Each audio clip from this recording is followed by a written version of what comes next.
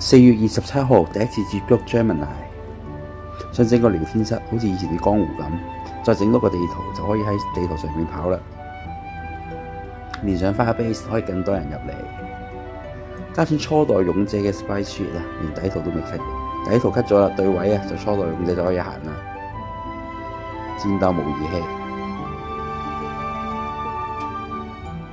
想整模擬打鬥嘅效果，見到啲人喐嚟喐去，一句就整到嘅網站。當時申請帳號同埋登入帳號咧，只係得個樣嘅啫，仲未實裝 Sequel 嘅。二代勇者嘅出現幾靚仔嘅，當時已經連咗 Firebase 嗰個聊天室係可以講到嘢噶啦。當時整咗4個角色啦，已經實裝咗 Sequel， 呢個整咗耐啊，係整咗一日。個背包咧，每個物品啦擺上面喺二維，之後諗方法點樣可以將個地圖立體啲，研究咗100個個案 Model 7 to 3D， 係40年前馬里奧嘅技術，差唔多1個月啦先至開始有迷宮嘅地圖。中途我轉咗用 IDX Google 去開發。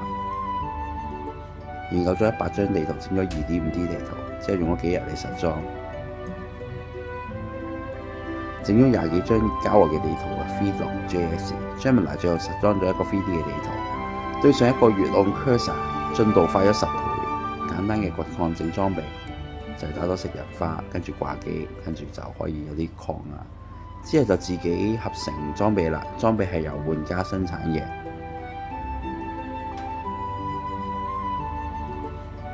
最多試過有9個人嘗試，因為冇內容同埋好多筆，頻繁嘅更新都唔敢大力宣傳，再俾人測試。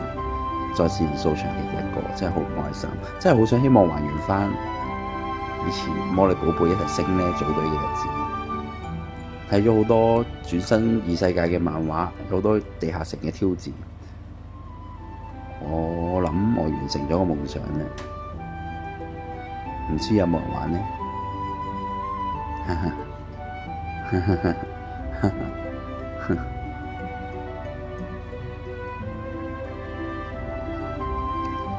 呢個係我 Google 嗰個 asset 啊，將咗好多圖，同埋我人物對位用咗12加14個鐘。